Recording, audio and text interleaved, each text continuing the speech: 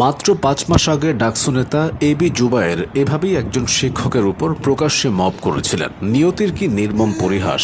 মাস ৫ পর সেই জুবায়েরের উপরেই সংঘবদ্ধ মব হয়েছে আরেক ডাকসু নেতা মোসাদ্দেক আলীর উপর। এই মোসাদ্দেক আলীও নানা সময় ক্ষমতার দাপট দেখিয়েছেন, ইউরেনিয়াম তুলে ভারতকে উড়িয়ে দেবার কথা বলেছেন। তবে বিরূপ পরিস্থিতিতে পড়ে মোসাদ্দেকও ছিলেন অসহায়। শাহবাগ থানার সামনে ছাত্রদলের নেতাকর্মীরা তাদেরকে বেধড়ক মারধর করলে ছাত্রদল ও ছাত্র শিবিরের মধ্যে উত্তপ্ত পরিস্থিতির সৃষ্টি হয়। মূলত ফেসবুকে ছড়িয়ে পড়া প্রধানমন্ত্রী তারেক রহমানের কন্যা জাইমা রহমানকে নিয়ে অশ্লীল মন্তব্য সম্বলিত একটি ছবিকে ঘিরে এই ঘটনার সূত্রপাত। ছড়িয়ে পড়া ছবিতে ঢাকা বিশ্ববিদ্যালয়ের ছাত্র শিবির নেতা আব্দুল্লাহ আল মাহমুদের ফেসবুক আইডি থেকে পোস্টটি করতে দেখা গেছে। ২৩ এপ্রিল সন্ধ্যায় তিনি স্ক্রিনশটটিকে ভুয়া দাবি করে শাহবাগ থানায় জিডি করতে গিয়েছিলেন। এ সময় ছাত্রদল নেতাকর্মীরা সেখানে উপস্থিত হন। পরে রাত ৮টার দিকে শাহবাগ থানায় প্রবেশ করেন ডাকসুর সমাজসেবা সম্পাদক এবি জুবায়ের এবং সাহিত্য ও সংস্কৃতি বিষয়ক সম্পাদক মোসাদ্দেক আলী। এ সময় আগে থেকে সেখানে অবস্থান করা ছাত্রদল নেতাকর্মীরা তাদের ঘিরে ধরেন। পরেই পরিস্থিতি উত্তপ্ত হয়ে পড়ে।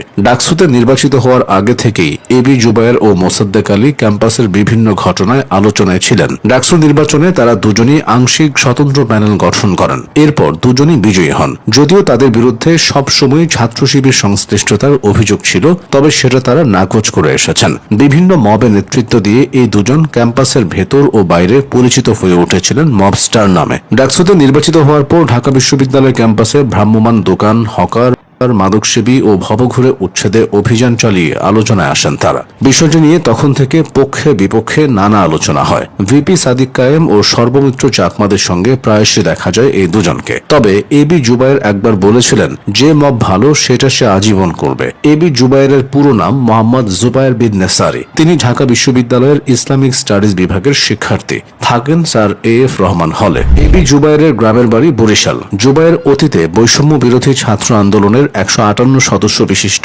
অভ্যুত্থানকালীন কেন্দ্রীয় সমন্বয় কমিটির সদস্য ছিলেন। এই আন্দোলনের মধ্য দিয়ে তিনি পরিচিত হয়ে ওঠেন। তবে তিনি ডাকসুতে বিজয়ী হওয়ার পর থেকেই বেশি আলোচনায় আসেন। ২০২৫ সালের ১১ ডিসেম্বর দুপুরে আওয়ামী লীগ সমর্থিত কয়েকজন শিক্ষক ঢাকা বিশ্ববিদ্যালয়ের সামাজিক বিজ্ঞান অনুষদ ভবনে আসেন। এ খবর ছড়িয়ে পড়লে কিছু শিক্ষার্থী সেখানে জড়ো হন এবং এক পর্যায়ে এবি জুবায়েরের নেতৃত্বে অধ্যাপক জামাল উদ্দিনকে তাড়া করা হয়। ঘটনার ভিডিও সামাজিক যোগাযোগ মাধ্যমে ছড়িয়ে পড়লে দেখা যায় অনুষদ ভবনের সিঁড়িতে এবি জুবায়ের অধ্যাপক জামালকে আটার নিজেকে ছাড়িয়ে দৌড়ে নিচে নামলে জুবায়ের তার পিছু নেন। ওই ঘটনায় সমালোচনা ও নিন্দা দুটোই হয়েছিল। এবি জুবায়েরের সঙ্গে প্রায়ই দেখা যায় মোসাদ্দেক আলীকে। মবের কিছু ঘটনায় তার নামটাও সামনে এসেছে। ২০২৫ সালের ২০ ডিসেম্বর ক্রেন নিয়ে এসে ঢাকা বিশ্ববিদ্যালয়ের হল থেকে শেখ মুজিবুর রহমানের নাম মুছে ফেলা হয়। একই সঙ্গে হলের ভেতরে মূল ভবনে থাকা শেখ মুজিবুর রহমানের ২টি গ্রাফিতিও রং দিয়ে মুছে ফেলে শিক্ষার্থীরা। প্রথমে বিশ্ববিদ্যালয়ের কেন্দ্রীয় ছাত্র সংসদ ডাকসুর সাংস্কৃতিক বিষয়ক সম্পাদক মোসাদ্দেক আলী শেখ মুজিব হলের নাম মুছে দেওয়ার ঘোষণা দিয়েছিলেন।